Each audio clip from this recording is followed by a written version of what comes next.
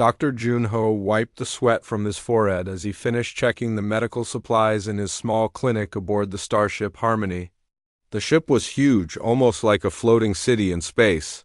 It carried both humans and the reptilian aliens called the Drachmori. The two species worked together on this mission to explore new planets, but Junho knew the partnership was not easy. The Drachmori were tall, powerful beings with scales that shimmered like metal in the ship's lights. They had long tails, sharp claws, and eyes that glowed like fire. Most humans found them scary, but Junho had learned to respect them during his 2 years on the ship. Still, their ways were very different from human ways. Captain Hansal walked into the medical bay, his face serious. He was a good leader, fair and kind to his crew. Junho, we're going down to the planet's surface tomorrow. The Drachmori want to do some kind of trial with their young ones. We need a medic on standby just in case. What kind of trial? Junho asked, organizing his portable medical kit. Hunting. The young Drachmori, they call them Dragonlings, have to prove they can survive on their own. It's part of their culture. Hansal looked uncomfortable. Their leaders made it clear we should not interfere, no matter what happens. Junho nodded, but something cold settled in his stomach. He had seen how the Drachmori treated their children before. They were harsh, sometimes cruel. The young ones who failed their tests were often abandoned or ignored. It went against everything Junho believed as a doctor. The next morning, Junho found himself on the surface of Kepler 442b. The planet was beautiful in a wild way. Purple grass covered rolling hills and strange trees with silver leaves swayed in the alien wind. 3 suns hung in the orange sky, making everything glow with warm light. The Drachmori had set up a camp near some ancient stone ruins. These ruins were why they had come to this planet. The structures were older than any known civilization, covered in symbols nobody could read. Commander Vax, the Drachmori leader, stood tall among his warriors. His scales were darker than the others, and scars covered his arms from old battles. The trial begins now, Vax announced in his deep, rumbling voice. The young ones will hunt the crystal beasts in the ruins. They have until sunset.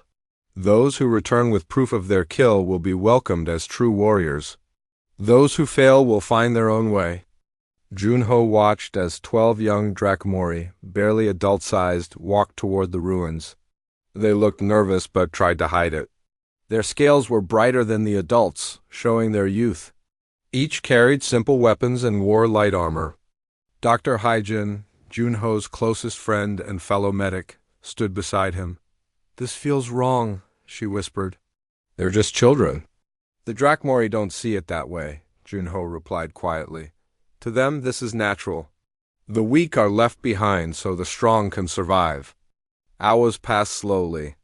The human crew waited at the camp while the Drachmori adults told stories of their own trials. Some of the tales were about glory and success. Others were about young ones who never returned. The Drachmori told these stories without emotion, as if talking about the weather. As the suns began to set, 9 young Drachmori returned to camp. They carried glowing crystals from the beasts they had killed. Commander Vax praised them and welcomed them as new warriors. But 3 Dragonlings had not returned. What about the others? Junho asked one of the Drachmori adults. "They failed." "They are no longer our concern," the alien replied coldly. That night, Junho could not sleep. He thought about the 3 missing Dragonlings somewhere in those dark ruins. His medical oath was clear: do no harm and help those who need healing. The Drachmori rules said he should not interfere, but his conscience would not let him rest. When everyone was asleep, Junho took his medical kit and quietly left the camp. The ruins looked different in the darkness. Strange sounds echoed from the stone corridors, and his flashlight created dancing shadows on the ancient walls. He found the first Dragonling after an hour of searching. The young Drachmori was already dead, killed by one of the crystal beasts. Junho closed the creature's eyes and whispered a prayer. The second Dragonling was nowhere to be found.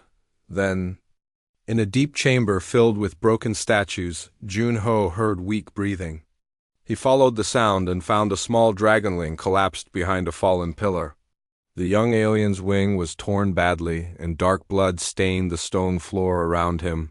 The Dragonling's eyes opened when Junho's light fell on him. They were bright green, full of pain and fear. "Please," the young voice whispered in broken human language.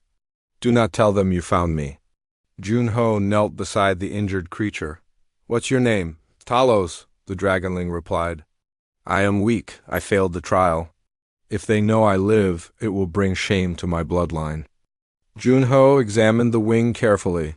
The tear was deep, and infection had already started.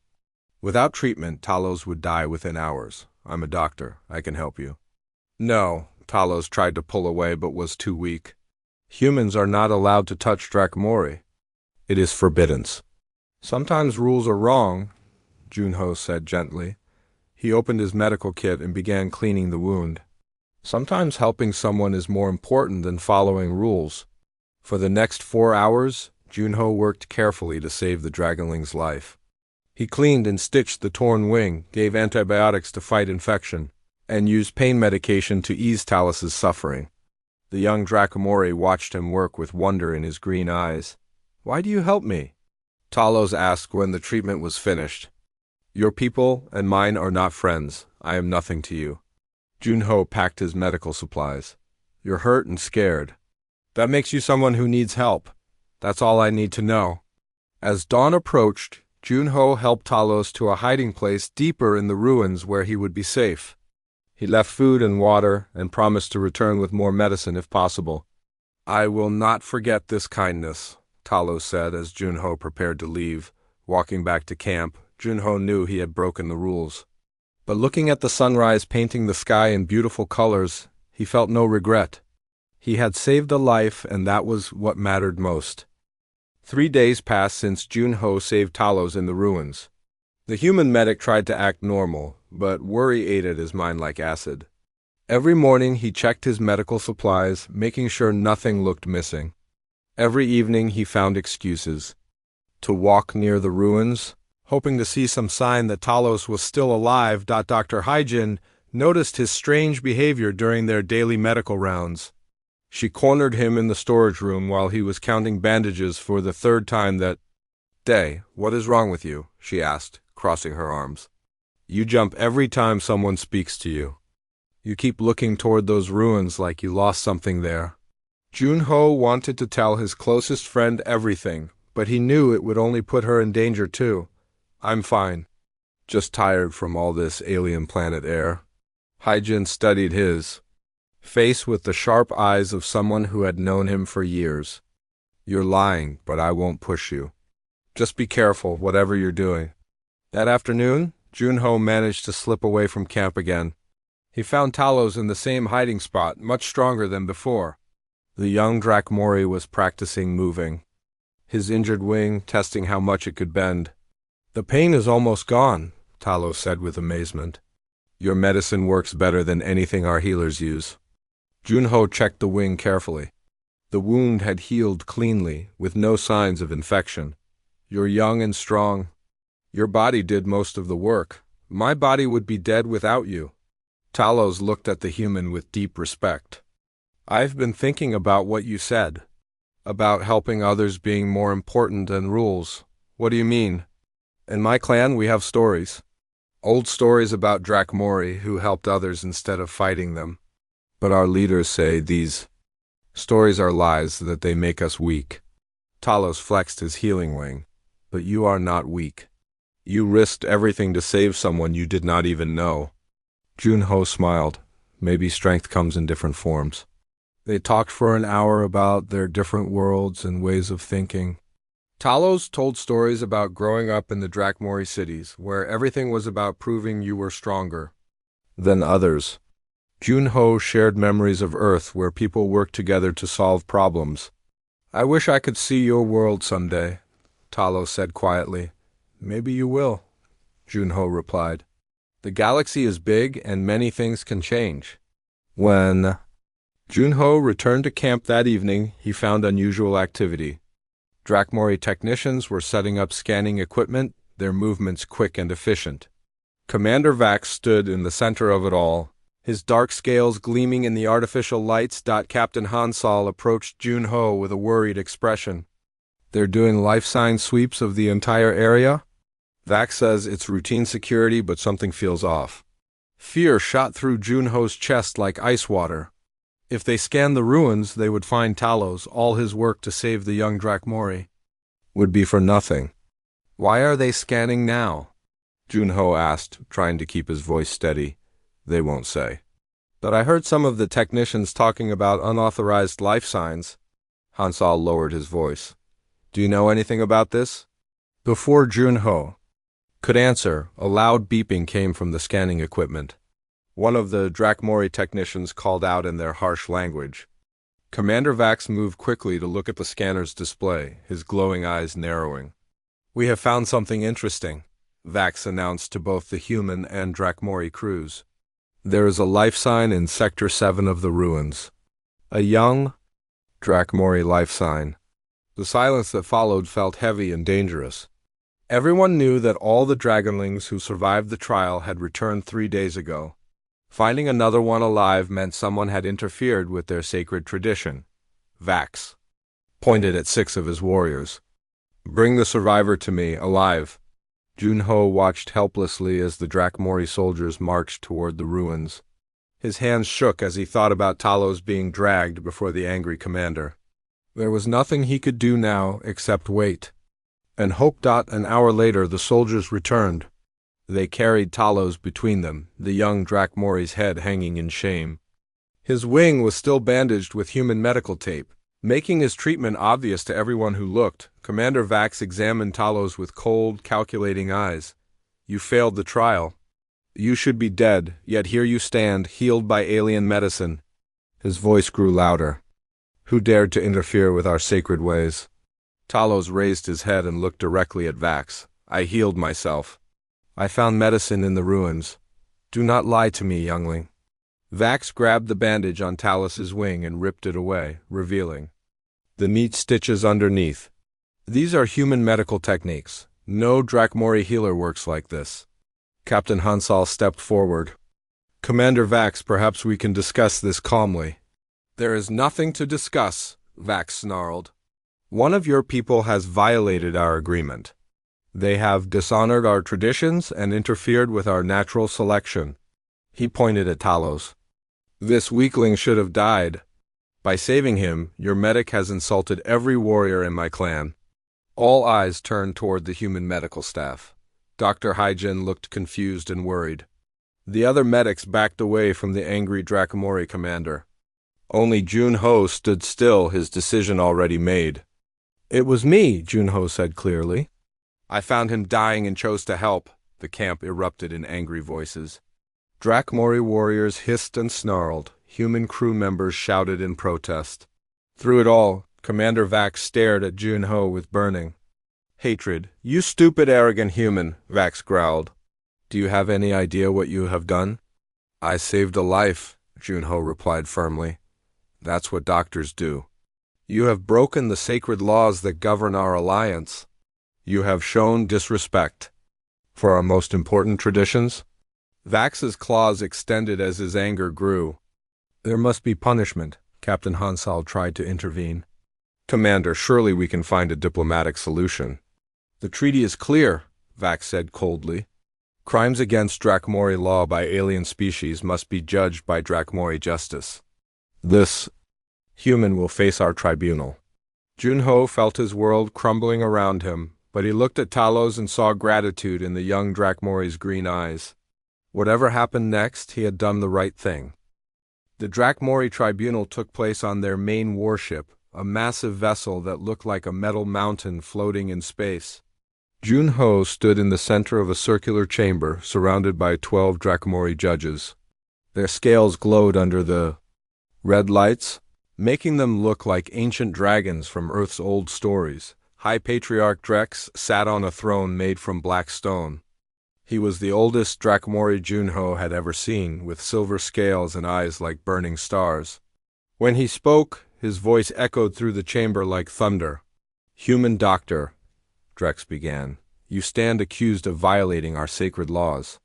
You interfered with our trial of strength. You saved a weakling who should have died. How do you answer these charges? Junho looked around the chamber. Captain Hansal sat in the observer section, his face full of worry. Dr. Haijin was there too, tears running down her cheeks.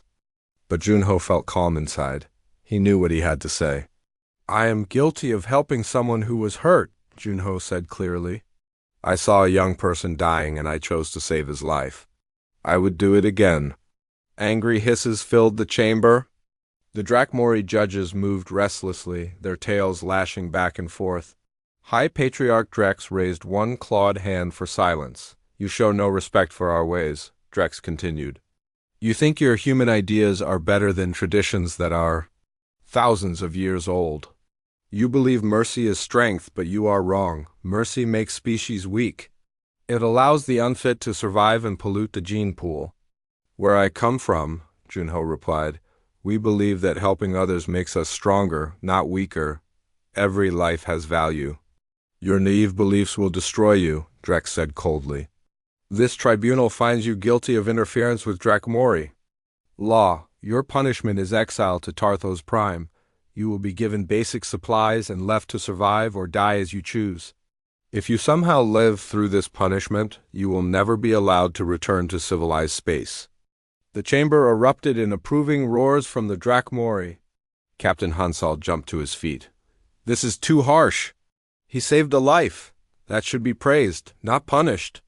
The judgment is final, Drex declared. The human will be transported to Tarthos Prime immediately. 2 days later, Junho found himself standing on the surface of the most horrible place he had ever seen. Tarthos Prime was a dead moon circling a dying star. The sky was always gray, filled with dust and poisonous gases. Strange rock formations twisted up from the ground like the bones of buried giants. The air was thin and hard to breathe. During the day, the temperature was hot enough to cook meat. At night, it dropped so low that water turned to ice in minutes. The Drakmori had left him with a small shelter, some food packets, and basic survival gear. It was enough to last maybe 2 weeks if he was very careful. Welcome to hell, a voice said behind him. Jun-Ho turned to see a strange alien approaching. The creature was tall and thin, with blue skin and 4 arms. Its face was kind despite the harsh environment around them. I am Kelt, the alien said in broken human language. I have been here for 3 years. You are the new prisoner, yes? I'm Jun-Ho. What did you do to end up here? Kelt's face grew sad. I am an engineer. My government wanted me to build weapons that would kill millions. I refused. They said I was a traitor and sent me here to die. Over the following days, Kelt showed Jun-Ho how to survive on Tarthos Prime. There were underground caves where the temperature stayed stable. Certain plants could be eaten if prepared correctly.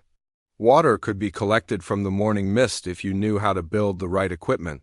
How many others are here? Jun-Ho asked as they worked together to repair his shelter. Maybe 50. Scattered across this part of the moon, Kelt replied. Most keep to themselves. Some have gone crazy from the loneliness. A few have formed small groups for protection. As weeks passed, Jun-Ho met more of the exiles. There was Nira, a young trader who had been caught stealing food for her starving colony. Her people looked like cats that walked on 2 legs with soft fur and large, intelligent eyes. She had been here for 6 months and was slowly getting sick from the poor nutrition. There was also Gorak, a massive warrior from a species that looked like walking rocks. He had been exiled for refusing to fight in a war he thought was wrong. Despite his frightening appearance, he was gentle and helped protect the weaker exiles from the dangerous creatures that lived in the deeper caves. Jun-Ho quickly realized that his medical skills were desperately needed. Many of the exiles suffered from malnutrition, injuries, and diseases caused by the harsh environment. He began treating them with his remaining medical supplies, stretching every dose to help as many people as possible. You are doing it again, Kelt observed one evening as Jun-Ho bandaged a wound on Nira's arm. Helping others even when it costs you? It's who I am, Jun-Ho replied. I can't change that just because I'm in a terrible place. Word of the human. Healers spread throughout the exile community. People began traveling from far parts of the moon to seek his help.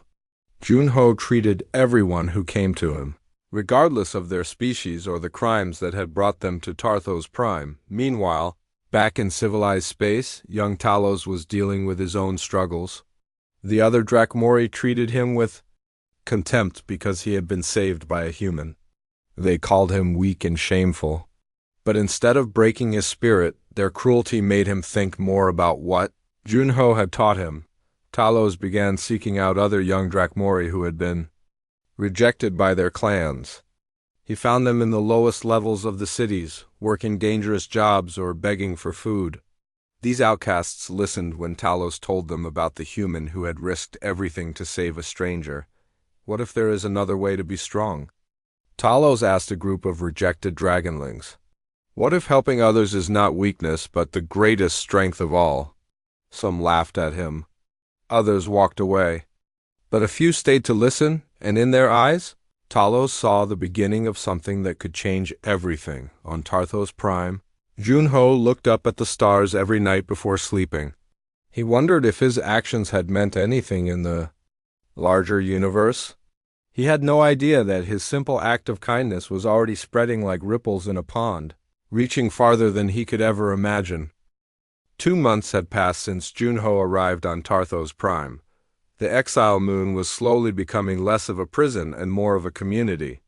The human doctor had organized the scattered exiles into groups that helped each other survive. They shared food, tools, and knowledge. Most importantly, they shared hope. Jun-Ho sat in the main cave they used as a meeting place, treating a sick child.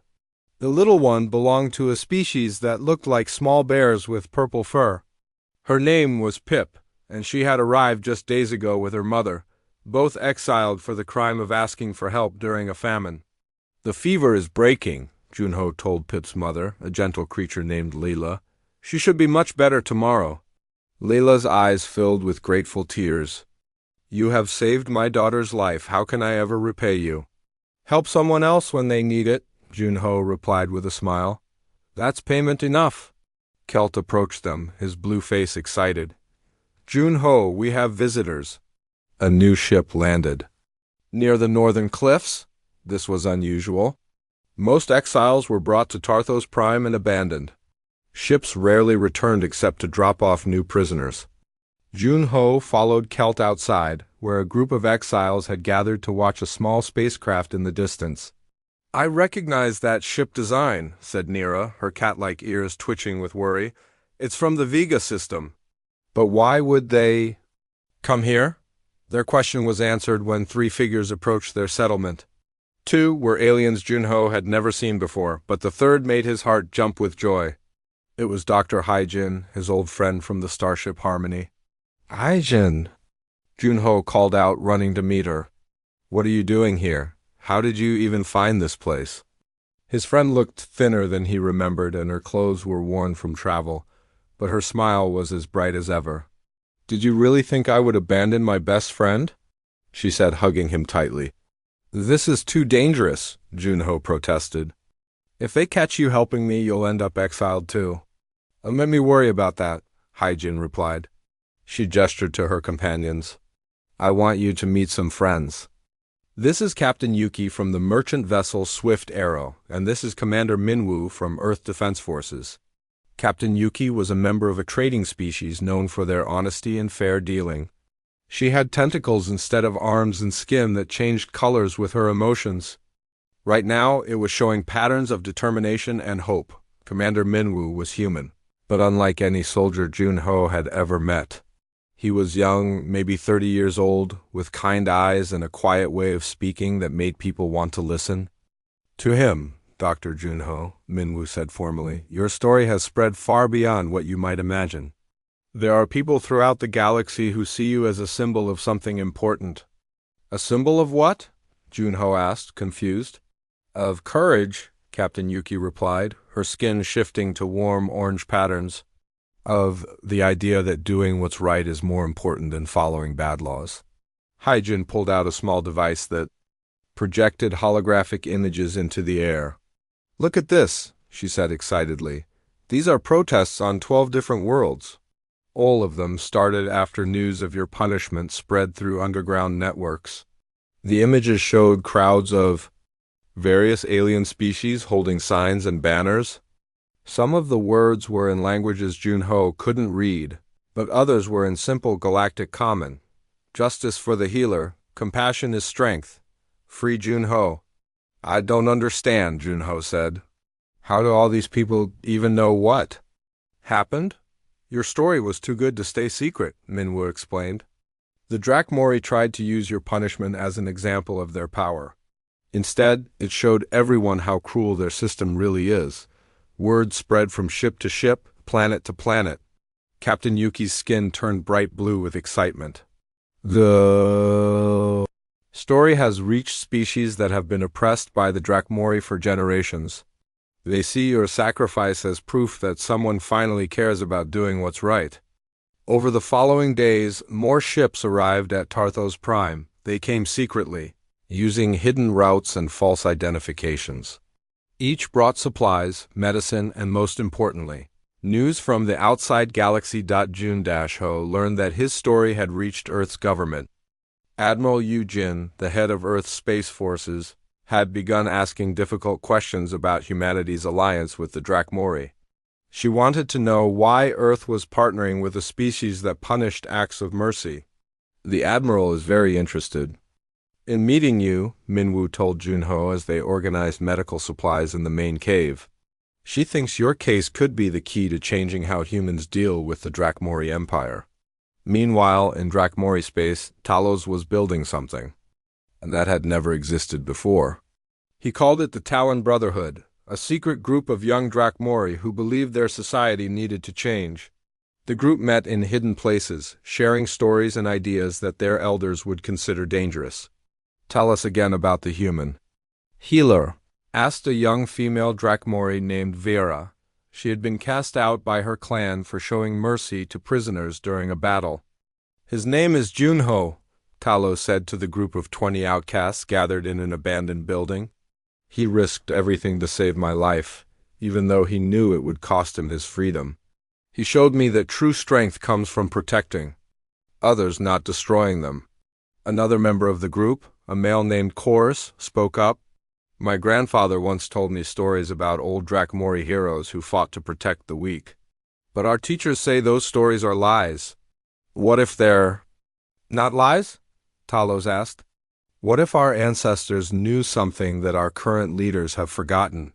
The Brotherhood began researching old Drakmori texts and legends.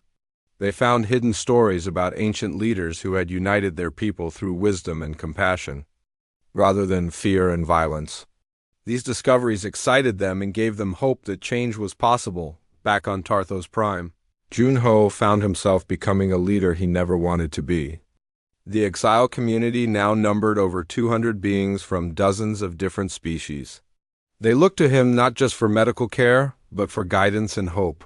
You've built something amazing here, Hyjin observed as they watched exiles from different species working together to build new shelters. This isn't just a survival camp anymore. It's a real community. It happened naturally, Junho replied. When people help each other, good things grow. That's exactly why your story matters so much, Captain Yuki said, her skin showing patterns of deep respect. You've proven that cooperation works better than domination. The galaxy needs to see that there's a better way to live. As Junho looked around at the thriving community they had built from nothing, he began to understand that his simple act of kindness had started something much larger than he ever imagined. Change was coming, and it was spreading faster than anyone could stop. High Patriarch Drex stood on the command deck of his flagship, staring at reports that made his ancient blood burn with anger. The massive viewscreen showed star maps covered in red warning symbols. Each symbol marked a world where protests and rebellions were spreading like wildfire. Explain this to me again, Drex growled at his intelligence officer, a nervous Drakmori named Zack. How has one insignificant human caused so much trouble? Zack's scales trembled as he spoke. The humans. Story has become a symbol, my lord. Oppressed species across the galaxy are using it to challenge our authority. They claim his punishment proves we are tyrants, not protectors. Impossible, Drex snarled. We have ruled these sectors for 1,000 years. Our strength maintains order throughout the galaxy. With respect, my lord, another officer spoke up, the report suggests something different. Entire colonies are refusing to pay tribute. Trade routes are being disrupted by sympathizers. Even some of our own soldiers are asking questions about our methods. Drex's claws extended as his rage grew. Find this human and execute him publicly. Make an example that will end this nonsense once and for all. My lord, Zack said carefully, we have tried to locate him on Tarthos Prime, but our ships are being turned away by unknown vessels. Someone is protecting the exile moon? On Tarthos Prime, Junho was unaware of the chaos his story had caused. He was too busy dealing with the amazing growth of their settlement. What had started as a few dozen desperate exiles had become a thriving community of over 500 beings from countless species. The settlement now had proper buildings made from salvaged materials, gardens growing food in artificial soil, and workshops where exiles used their various skills to create tools and art. Most importantly, it had hope. Dr. Junho, called Captain Yuki as she approached the medical center. We have received some interesting news from our contacts in Drakmori space. Junho looked up from treating a patient with a broken arm. What kind of news? It seems your young friend Talos has been very busy, Yuki replied, her skin showing excited purple patterns. His brotherhood has grown to over 3,000 members across 12 worlds. 3,000? Junho could hardly believe it. How is that possible? Commander Minwoo joined the conversation, holding a communication device. We just received a message from Admiral Eugen. She wants to speak with you directly. The holographic image of Admiral Eugen appeared above the device. She was a strong-looking woman with gray hair and intelligent eyes that seemed to see everything. Her uniform showed the symbols of Earth's highest military rank. Dr. Junho, the Admiral said formally, I am honored to finally speak with you. Your actions have created ripples that are changing the balance of power throughout this sector of space. Admiral, I just helped one injured person, Junho replied. I never intended to start any kind of revolution. The best revolutions often start that way, Eugen smiled. With one person doing what they know is right, regardless of the consequences. But I'm calling because we've discovered something that changes everything. The holographic display shifted to show ancient Drakmori symbols and texts. Our archaeologists have been studying old Drakmori writings found on various worlds. What we've discovered is remarkable. There are prophecies in their most ancient texts that describe exactly what you did. Prophecies? Junho felt confused. What do you mean? The texts speak of a Skywalker healer who would come from the stars to save a cast-out Dragonling. This healer would teach new ways of strength through mercy rather than violence. The prophecy says this event would mark the beginning of a new age for the Drakmori people. Meanwhile, in a hidden chamber on the Drakmori homeworld, Talos stood before a gathering of the largest Brotherhood meeting ever held. Over 100 young Drakmori filled the ancient underground room, their scales showing every color of excitement and determination. Brothers and sisters, Talos began, his voice carrying clearly through the chamber. Today we share the most important discovery in our people's history. He gestured to carved walls covered in symbols that were older than the current Drakmori Empire. These are the original teachings of our ancestors. Not the version our current leaders tell us, but the real truth about who we were meant to be. An elderly Drakmori scholar named Doc stepped forward. He had been cast out years ago for questioning official history. I have spent my life studying these texts, Doc said. They tell a very different story than what we were taught. What do they say? Asked Vera, her green scales bright with curiosity. They say our greatest leaders were not conquerors, but protectors, Doc explained. They united the clans not through fear, but through wisdom and compassion. They taught that true strength comes from lifting others up, not pushing them down. Talos pulled out a small device that projected images into the air. And they contain A prophecy about a healer from the stars who would remind us of these forgotten truths. The gathered Drakomori gasped as they saw translations of the ancient words. The prophecy described exactly what had happened between Talos and Junho, written thousands of years before either of them was born. This means our current system is not traditional at all, Kors said with amazement. It's a corruption of what our people were meant to be. Exactly, Talos replied. We are not rebels fighting against Drakomori tradition. We are the true Drakomori, trying to restore what was stolen from us. The revelation energized the Brotherhood like nothing before. They began spreading the ancient texts throughout Drakomori space, showing their people that their harsh society was built on lies. Many older Drakomori were shocked to learn that their ancestors had valued mercy and cooperation back on Tarthos Prime. Admiral Eugen's hologram continued explaining the significance of the discovery. Dr. Junho, your actions fulfilled an ancient prophecy that gives legitimacy to those who want to change Drakomori society. Talos and his followers are not just rebels anymore. They represent the original values of their civilization. What does this mean for the future? Junho asked. It means change is coming whether the current Drakomori leadership likes it or not, Eugen replied. The question is whether that change happens peacefully or through war. That's why I'm preparing. Something special. What kind of something? Admiral Eugen smiled mysteriously. Let's just say that tomorrow is going to be a very interesting day. Be ready for visitors, Doctor. Important ones. As the communication ended, Junho looked around at the thriving community they had built on this abandoned moon. He thought about Talos and the growing Brotherhood, about the ancient prophecies and the protests spreading across the galaxy. One act of kindness had started all of this. One decision to save a life had begun unraveling an empire built on cruelty. Tomorrow would bring whatever came next, but Junho felt ready for it. He had learned that sometimes the smallest actions could change the entire universe. Exactly 1 year had passed since Dr. Junho first saved Talos in the ancient ruins. The exile moon of Tarthos Prime had transformed from a place of death into a symbol of hope throughout the galaxy. Junho stood on a hill overlooking their settlement, watching the sunrise paint the sky in beautiful colors. The community below bustled with activity. Over 800 beings from dozens of species now called this place home. They had built schools where children learned from teachers of different worlds. They had workshops where artists and engineers worked together to create amazing things. Most importantly, they had proven that cooperation was stronger than conflict. You look thoughtful, said Dr. Hyjin as she joined him on the hill. Are you thinking about home? I am home, Junho replied with a smile. This place, these people, this is where I belong now.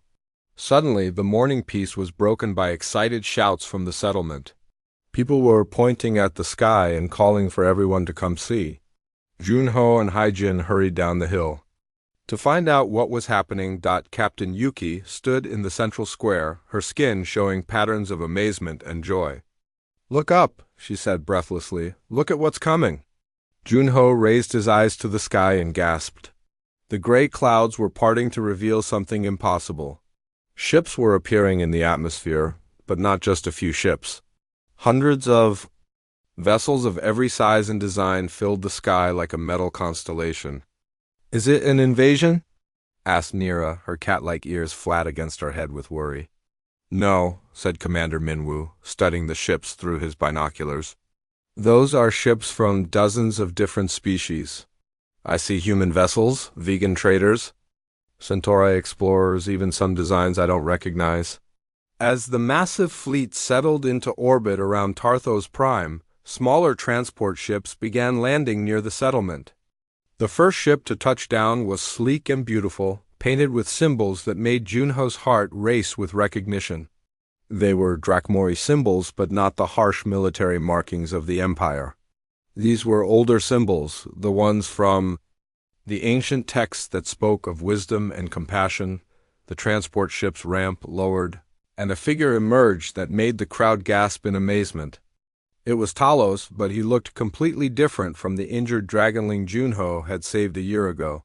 He had grown into a magnificent Edel Drakmori, tall and strong, with scales that shimmered like gold in the sunlight.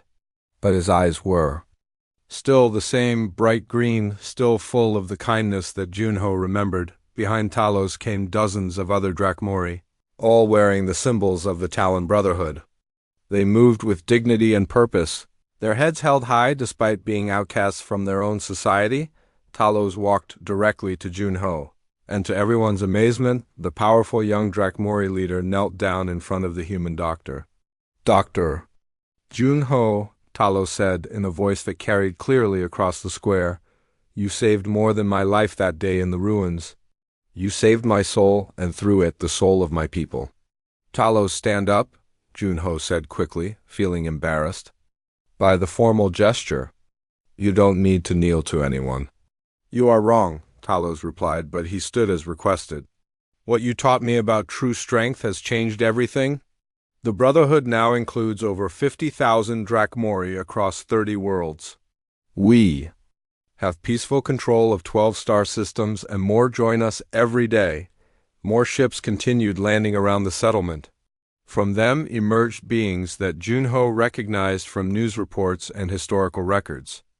Admiral Yujin stepped out of a Earth Defense Forces cruiser, accompanied by high-ranking officers from multiple human colonies. Captain Yuki's own people, the honest vegan traders, had sent their entire merchant fleet. But the most surprising arrival was an elderly Drakmori who moved slowly but with great dignity. His scales were silver with age, and his eyes held the wisdom of centuries. Even Talos bowed respectfully when this ancient being approached.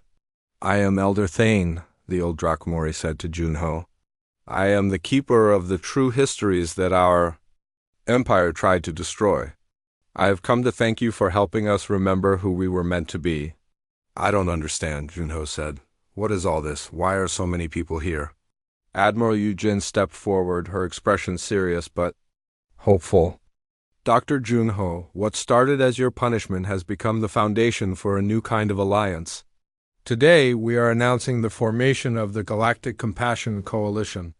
"What does that mean?" asked Haijin. Elder Thane answered. "It means we are creating a new way for species to work together. Not through fear and domination like the old empire, but through cooperation and mutual respect." The ancient Drakmori prophecies spoke of this day, when the Skywalker healer would unite the scattered peoples of the stars. Talos gestured to the massive fleet overhead. "Every ship you see represents worlds that want to be part of this new alliance.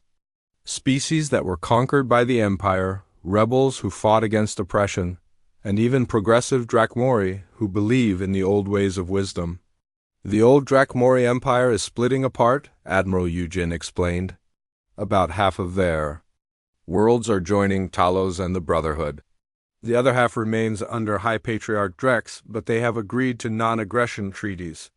There will be no more expansion through conquest." Captain Yuki's skin showed patterns of pure joy. "Trade will be free and fair between all coalition worlds. No more tribute payments or forced labor. Every species will have equal representation in the new government." Junho looked around at the incredible scene. The sky was full of ships, representing dozens of species who had come together in peace. His small settlement on Tarthos Prime had become the birthplace of a new era in galactic civilization. "What happens now?" he asked. "Now you choose what you want to do," Talos replied. "The Coalition wants to offer you any position you desire. You could be our chief medical officer, or an ambassador, or even a member of the ruling council." Junho thought for a long moment, looking at the thriving community around him. Children from different worlds played together in the streets. Adults of various species worked side by side, building something beautiful from nothing. "I want to keep doing what I've always done," he said finally. "I want to be a doctor. I want to travel between worlds and help people who need healing. Not just physical healing, but the kind of healing that brings different peoples together." "The healer of worlds," Elder Thane said with deep respect. "That is what the prophecies called you, and that is what you have become." As the celebrations began and the various species started planning their new alliance, Junho smiled at the amazing turn his life had taken. One act of kindness, one decision to save a suffering child, had changed the destiny of entire civilizations. The galaxy would never be the same, and it would be a much better place because of it.